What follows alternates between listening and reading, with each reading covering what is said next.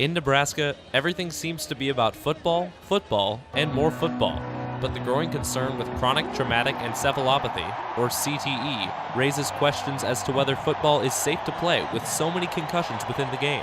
You've seen it this season with Nebraska starting quarterback Tommy Armstrong and place kicker Drew Brown. But quarterback Zack Darlington had his own scary encounter with a bad concussion back in high school, one that made national headlines. About 3 hours from now, we should get an update on the star Apopka High School quarterback who suffered a concussion this weekend. Zack Darlington took 2 hard hits Saturday afternoon and became the latest victim of the kinds of concussion injuries putting athletes from Pop Warner to the pros at risk.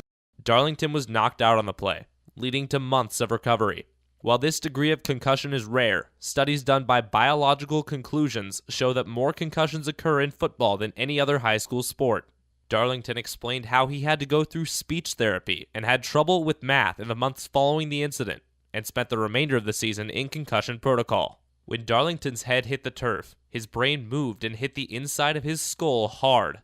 Aside from physical limitations, Darlington couldn't pass the IMPACT. IMPACT stands for Immediate Post-Concussion Assessment and Cognitive Test, and it has now become the standard for measuring the internal effects of concussions at all levels of athletics. This type of concussion testing has made its way to Lincoln High Schools, and it was pioneered right here at Lincoln East High School. I stopped by to talk with trainer Matt McQuiston about how East has always been out in front of these head injuries. I really don't think concussion protocol has changed here that much.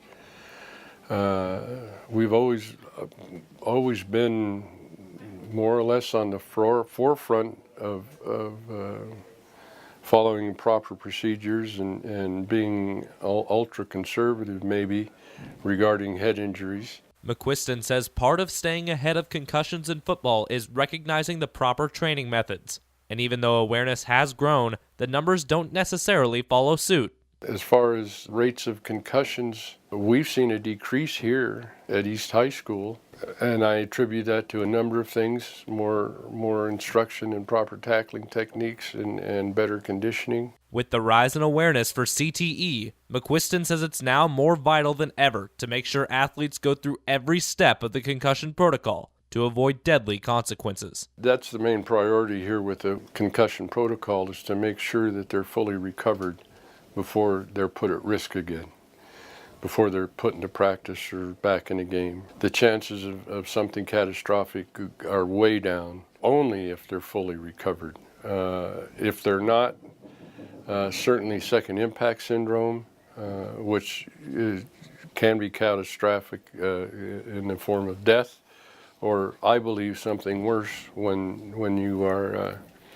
injured to the point where you can't function or take care of yourself. Certainly with these consequences, many parents are reluctant to let their kids play football. In fact, in a 2014 study by the Associated Press, 44% of parents said they wouldn't be comfortable with their kids playing, a statistic that would have a huge impact on the future of the sport. But even so, McQuiston says football isn't going away anytime soon. There's nothing you can do to stop concussions in football. Just like there's nothing you can do to stop concussions in life. I think football will last, but it's going to change, and that's okay. Everything does. As long as they keep putting the pads on and paying people millions of dollars, football will be around. Reporting in Lincoln, I'm Matt Reynoldson, NewsNet Nebraska.